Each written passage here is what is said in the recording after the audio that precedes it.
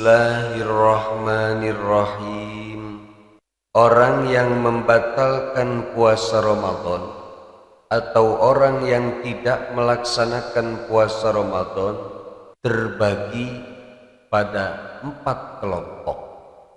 Sebagaimana yang disebutkan dalam kitab Safinatun Najah, wa aqsamul iftari arba'atun aidan. Kelompok yang pertama yaitu ma yalzamu fihil qada'u wal fidyah. Wajib melaksanakan qada di luar puasa Ramadan dan wajib membayar fidyah. Ukuran fidyah yang harus dikeluarkannya yaitu 1 mud. 1 mud itu kurang lebih 600 gram. Atau 3/4 liter beras untuk 1 hari puasa yang ditinggalkannya. Orang yang wajib qada dan wajib fidyah ini ada 2 kelompok. Kelompok yang pertama al-iftaru li khaufin ala ghairihi, yaitu orang yang membatalkan puasanya atau orang yang meninggalkan puasa karena khawatir terhadap keselamatan orang lain, meskipun khawatir terhadap hewan yang dimuliakan. Misalnya ada orang sedang puasa melihat kucing terseret banjir, lalu orang yang puasa itu berusaha menyelamatkan kucing sampai harus berlari dan berenang melawan derasnya banjir demi menyelamatkan kucing agar tidak mati terseret banjir. Setelah selesai menyelamatkan kucing, orang tersebut membatalkan puasanya karena merasa lemas dan kelelahan hingga tidak kuat melanjutkan puasanya. Nah, maka orang tersebut wajib qada dan wajib membayar fidyah karena membatalkan puasa khawatir terhadap keselamatan kucing. Nah, jadi Islam itu sangat indah dan sangat mencintai sesama makhluk Allah, sehingga orang yang sedang puasa pun boleh berbuka puasa demi menyelamatkan kucing, apalagi menyelamatkan orang.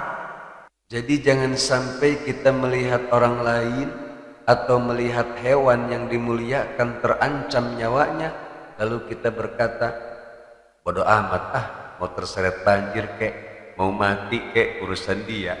Saya lagi puasa soalnya, lemes, gak kuat nolongnya. Jangan begitu bro. Batalkan aja puasanya, kemudian tolong mereka yang sedang terancam nyawanya. Sebab puasa itu bisa dikodok, sedangkan nyawa nggak bisa dikodok. Mana ada nyawa bisa dikodok? Nah, itulah indahnya ajaran Islam. Akan tetapi ingat, kalau kita buka puasa atau membatalkan puasa karena khawatir terhadap keselamatan orang lain atau khawatir terhadap hewan yang dimuliakan, maka kita harus qada dan fidyah.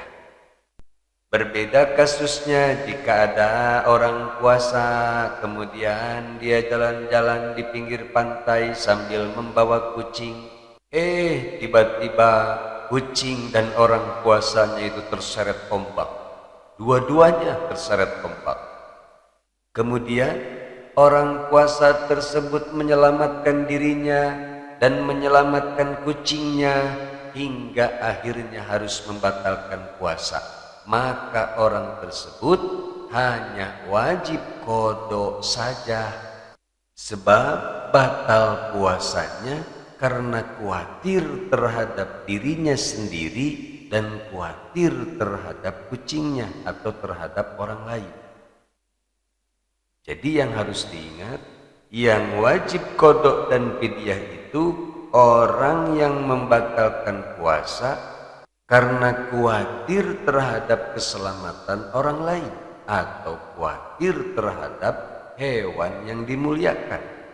Tapi kalau batal puasanya khawatir terhadap keselamatan dirinya sendiri dan keselamatan orang lain, itu hanya wajib qada.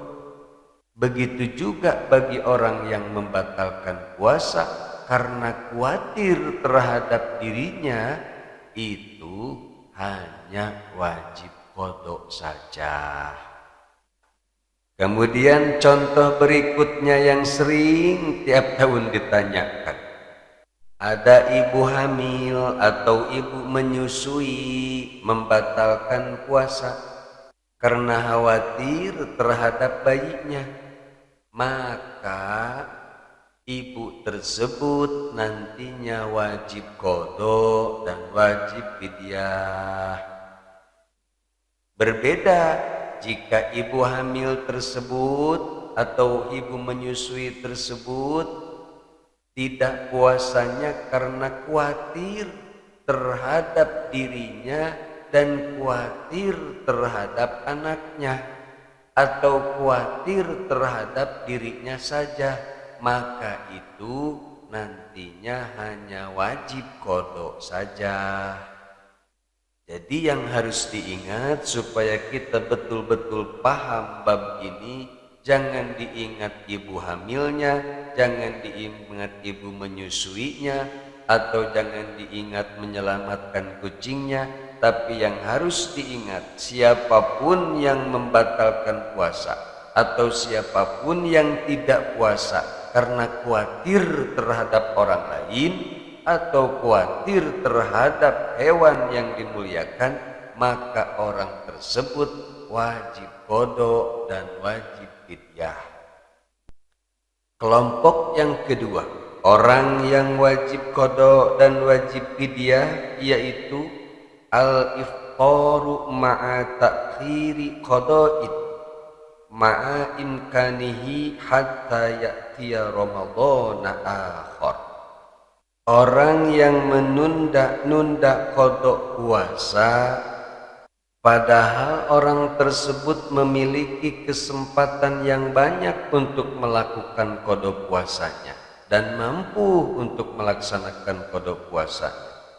Akan tetapi dia tidak melaksanakan qada puasanya itu hingga akhirnya keburu datang bulan Ramadan berikutnya. Maka orang tersebut wajib qada dan wajib fidyah. Wasaniha, dan kelompok orang yang batal puasa atau meninggalkan puasa yang kedua, ma yalzam fihil qada'u dunal fidyati, hanya diwajibkan mengqada puasanya saja tanpa harus membayar fidyah. Nah, kelompok ini sangat banyak. Misalnya orang yang haid atau nifas, atau orang yang pingsan hingga membatalkan puasanya, atau orang yang batal puasa karena sakit dan sakitnya itu masih ada harapan sembuh dan mampu melaksanakan puasa setelah sembuh dari sakitnya. Nah, itu hanya wajib qada saja. Atau ada orang yang tidak puasa tanpa sebab yang diperbolehkan oleh agama. Misalnya orang buka puasa atau tidak puasa karena malas melaksanakan puasa, maka orang tersebut nantinya hanya wajib qada saja dengan segera. Kemudian kelompok yang ketiga, ma yalzamu fihil fidyatu dunal qada'i, orang yang hanya diwajibkan fidyah saja tanpa harus membayar qada. Siapa? Di antaranya syaikhun kabirun, yaitu orang tua yang benar-benar sudah tidak mampu melaksanakan puasa, atau orang yang sakit dan sakitnya itu tidak ada harapan untuk sembuh, maka orang tersebut hanya wajib membayar fidyah saja, tidak perlu qada. Kelompok yang keempat, la wala. Kelompok yang keempat ini tidak diwajibkan qada dan tidak diwajibkan fidyah juga. Siapa dia? Wa huwal majnunul ladzi lam yata'adda bi jununihi. Seperti orang gila yang tidak sengaja membuat dirinya gila. Tapi kalau ada orang yang sengaja membuat dirinya gila, maka orang tersebut wajib qada setelah sembuh dari gilanya. Nah, itulah seputar permasalahan qada dan fidyah. Semoga bermanfaat untuk saya pribadi dan bermanfaat untuk siapapun yang mendengarkan kajian ini, dan mohon maaf jika ada kesalahan. Wallahu a'lam bishawab. Wassalamualaikum warahmatullahi wabarakatuh.